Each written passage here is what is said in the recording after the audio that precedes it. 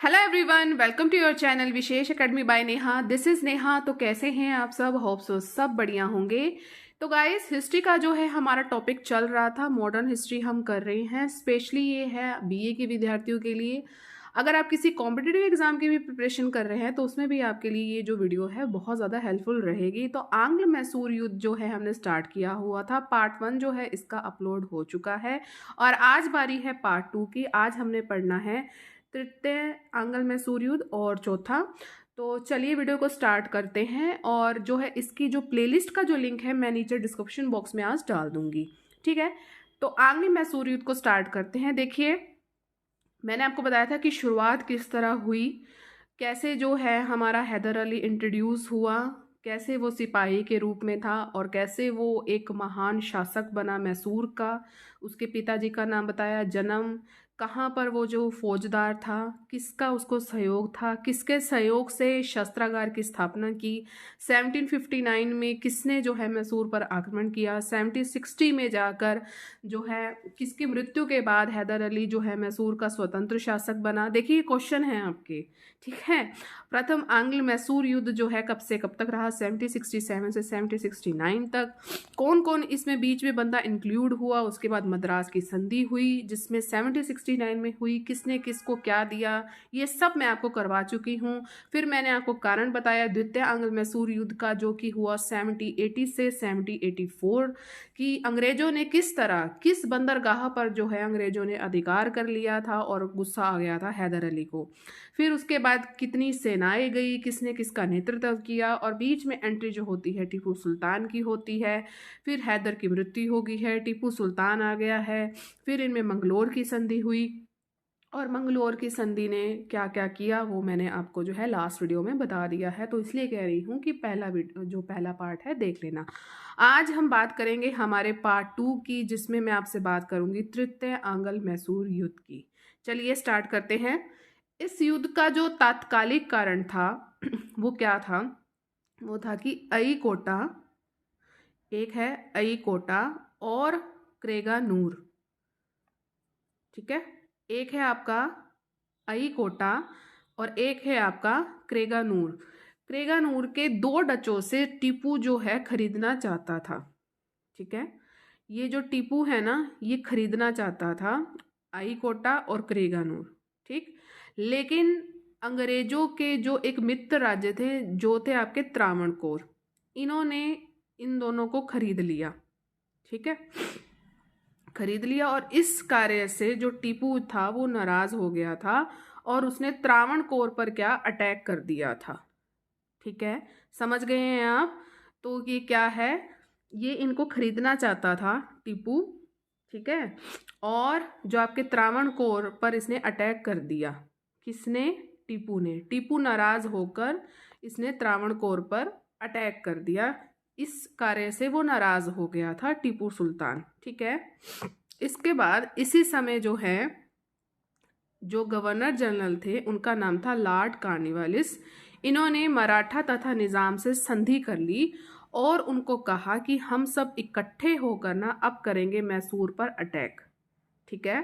किस पे करेंगे हम अटैक? मैसूर पर हम अटैक करेंगे, ठीक है।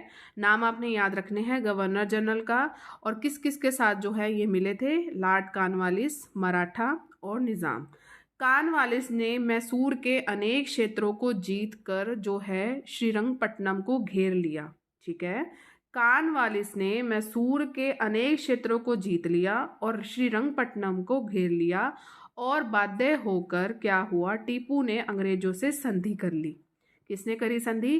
टीपू ने अंग्रेजों से संधि कर ली और श्रीरंगपट्टनम की संधि हुई, जो हुई 1792 में। ये तीसरी संधि थी। कब हुई? 1792 में। और इस संधि के द्वारा क्या हुआ? जो आपका तृतीय आंग्ल मैसूर युद्ध था वो समाप्त हो गया। इसमें ऐसी खास बात क्या थी? इस संधि के द्वारा जो टीपू का आधे राज्य था ना वो ले लिया गया। टीपू का आधे राज्य ले लिया। मान लीजिए कि इतना राज्य था उसका, तो इतना जो है वो ले लिया गया जगह जगह से, ठीक है। जगह जगह से ले लिया गया, आधा राज्य ले लिया गया। और इस समय जो लॉर्ड कॉर्नवालिस के साथ जो मराठे थे, ठीक है, निजाम थे और अंग्रेज, इन तीनों ने आपस में ना बांट लिया इन राज्यों को। और कहा कि टीपू पर 3 करोड़ का हर्जाना भी लगाया गया। श्रीरंगपट्टनम की संधि के बाद टीपू पर 3 करोड़ का हर्जाना लगाया गया और टीपू के पास धन ना होने के कारण उसके जो 2 पुत्र थे, 2 पुत्रों को कानवालिस के पास जो है एज ए बंधक के रूप में रख दिया और टीपू की सेना को भी इन्होंने सीमित कर दिया। देखो कितना बाध्य कर दिया, 2 पुत्रों को भी रख लिया, 3 करोड़ का हर्जाना भी दे दिया, ठीक है, और जो टीपू सुल्तान की सेना थी उसको भी सीमित कर दिया, आधा राज्य भी ले लिया श्रीरंगपट्टनम में, ठीक है। फिर इसके बाद होता है आपका चतुर्थ आंग्ल मैसूर युद्ध। ये हुआ आपका 1799 में। सन याद रखेंगे। इस युद्ध का क्या कारण था? इस युद्ध का मेन कारण ये था कि जो अंग्रेज जो गवर्नर जनरल उस समय के जो थे वो थे आपके लॉर्ड वेलेजली। आपके जो तृतीय आंग्ल मैसूर युद्ध में कौन थे? कानवालिस थे। इस समय थे लॉर्ड वेलेजली। ये गए थे टीपू के पास। टीपू के पास गए और उनको कहा कि आप सहायक संधि को स्वीकार कर लो, और टीपू नहीं माना। वो कहता कि मैं तो सहायक संधि को बिल्कुल भी स्वीकार नहीं करता। बस इस वजह से जो है लड़ाई हो गई। तो क्या हुआ, लॉर्ड वेलेजली ने 1799 में क्या किया? मैसूर पर आक्रमण कर दिया। कब किया? 1799 में। इसके बाद वेलेजली ने टीपू के अनेक क्षेत्रों को विजित करते हुए क्या किया कि श्रीरंगपट्टनम के दुर्गों को घेर लिया। ठीक है, संधि तो हो चुकी थी, आधा राज्य भी मिल चुका था, लेकिन आधा तो था ना। तो वेलेजली ने जो बच्ची कुछ कसर थी इसने पूरी कर दी कि वेलेजली ने टीपू के अनेक क्षेत्रों को विजित कर लिया और श्रीरंगपट्टनम के दुर्ग को भी घेर लिया। और टीपू अंग्रेजों से युद्ध करते हुए दुर्ग के द्वार पर ही मारा गया, उसका वध कर दिया गया और मैसूर जो है अंग्रेजों के नियंत्रण में आ गया।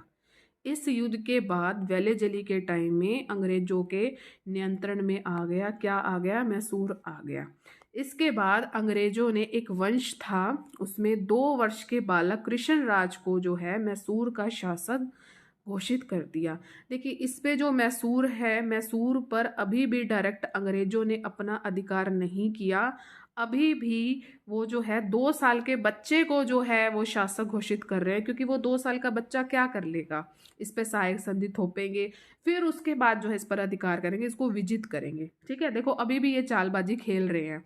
तो 2 वर्ष के बालक कृष्णराज को मैसूर का शासक घोषित कर दिया और इसे सहायक संधि स्वीकार करवाकर मैसूर पर जो है अपना सिर्फ प्रभाव स्थापित कर दिया। कह सकते हो जीत ही गए हैं, प्रभाव इन्होंने अपना जो है स्थापित कर दिया। और 1834 में क्या हुआ? विलियम बेंटिंक ने मैसूर को जीत लिया और अंग्रेजी साम्राज्य में उसको मिला लिया। फाइनली 1834 में जो है मैसूर जो है अंग्रेजों के पूरी तरह जो है कब्जे में आ गया था। तो इस तरह जो है आपका चतुर्थ आंग्ल मैसूर युद्ध हुआ समाप्त। अब थोड़ी सी रिवाइज कर लेते हैं कि युद्ध का क्या नाम था, क्या था। ये थोड़ा सा जो है मैंने एक टेबल बनाया है आप सबके लिए। देखिए प्रथम युद्ध हुआ, ये हुआ आपका 1767 से 1769 के बीच में। कारण क्या था? अंग्रेजों और हैदर के बीच में जो है कर्नाटक का सीमा विवाद था। ठीक है, और ये समाप्त किससे हुआ? 1769 में ये समाप्त हुआ मद्रास की संधि से। इसमें क्या खास था? इसमें जो परिणाम निकला वो थे अंग्रेज इसमें क्या थे? हार गए थे। यहाँ पर इनको एक तरह का गहरा झटका लगा था। बक्सर का युद्ध इन्होंने जीत लिया, प्लासी का युद्ध जीत लिया और 1769 में ये हार गए थे। ठीक है, इसके बाद आपका जो है द्वितीय युद्ध आता है, जो आता है आपका 1780 से 1784 के बीच में। 4 साल तक ये चला था और इसका कारण क्या था कि अंग्रेजों ने फ्रांसीसी बंदरगाह जो माही थी उस पर जो है अपना अधिकार कर लिया था। फिर इनके बीच में 1784 में जो है इसमें मंगलोर की संधि हुई और अनिर्णित थी। मतलब पता नहीं लगा कि कौन जीता कौन हारा, तो आप जो है कल की वीडियो देख लेना। ठीक है, मद्रास की संधि होगी 1769 में, मंगलोर की संधि हुई 1784 में। इसके बाद जो आपका आता है तृतीय आंग्ल मैसूर युद्ध होता है, जो मैंने आज आपको पढ़ाया है। ये हुआ है आपका 1790 से लेके 1792 तक। और इस पे क्या था कि टीपू ने जो है जो ये जिस पर अधिकार करना चाहता था, खरीदना चाहता था, तो त्रावणकोर ने उसको खरीद लिया था, जो अंग्रेजों के मित्र राज्य थे। तो टीपू द्वारा त्रावणकोर पर जो है आक्रमण कर लिया गया और श्रीरंगपट्टनम की संधि हुई, जो हुई आपकी 1792 में। इसमें टीपू हार गया था। ठीक है, और इसमें फिर अगले आपके युद्ध की बात करते हैं, चतुर्थ आंग्ल मैसूर युद्ध, जो कि आपका हुआ 1799 में। इसमें जो है टीपू बिल्कुल जो कहो बिल्कुल ही हार गया, इसमें टीपू का वध किया गया। और कारण क्या बना था इस युद्ध का? ये बना था कि टीपू ने जो है सहायक संधि को स्वीकार नहीं किया था। लेकिन जब टीपू की मृत्यु हुई 1799 में, उसके बाद जो है छोटे से बच्चे को उन्होंने जो है शासन जो है उसको समा दिया था, दे दिया था।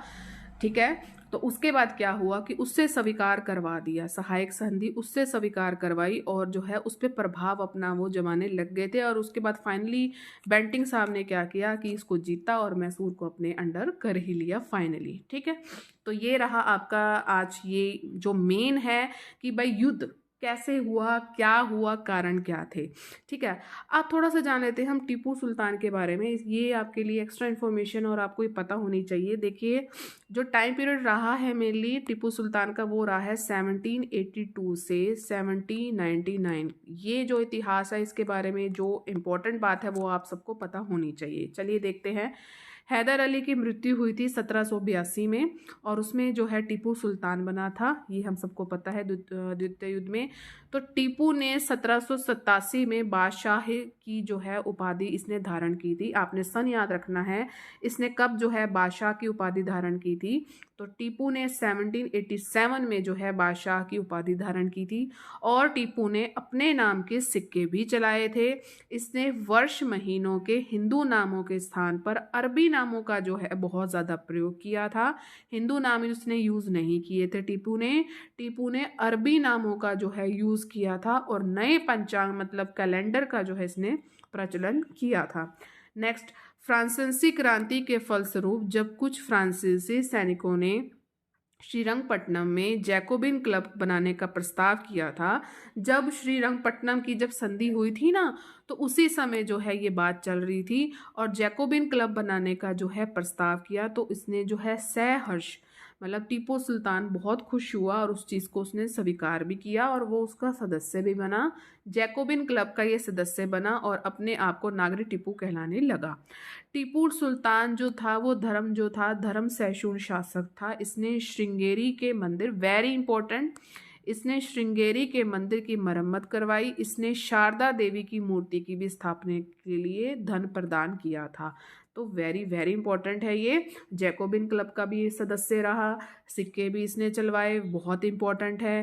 कैलेंडर का प्रचलन भी किया, ठीक है, और अरबी नामों का इसने यूज़ किया। बादशाह की उपाधि कब धारण की? 1787 में, और 1782 में जो है सुल्तान बना। तो इतना आपको पता होना चाहिए। तो कैसे लगा ऑल ओवर? मुझे उम्मीद है ये सेशन आपको अच्छा लगा होगा। अगर आपको ये अच्छा लगा है बच्चे, तो आप सभी लाइक ज़रूर करेंगे, शेयर आप मैक्सिमम करेंगे, सब्सक्राइब रेड बटन ज़रूर प्रेस करें अगर अभी तक किसी ने सब्सक्राइब नहीं किया है। ऑल पर ज़रूर क्लिक करें ताकि चैनल पर जितनी भी वीडियोज़ आएँ उसकी नोटिफिकेशन आपको टाइम टू टाइम मिलती रहे।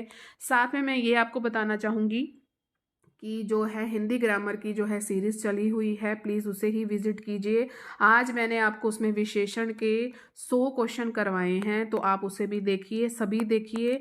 और हरियाणा जीके की भी जो है सीरीज़ चल रही है, तो उसे भी आप ज़रूर देखिए। बहुत ही जो है ये बेनिफिट रहेगा आप सबके लिए, ठीक है। और अलग अलग जो है प्लेलिस्ट सबकी बनी हुई है, तो आप बिल्कुल भी कंफ्यूज नहीं होएगा। तो चलिए मिलेंगे अपने नेक्स्ट सेशन में। Till then thank you so much for watching. Bye bye guys and take care.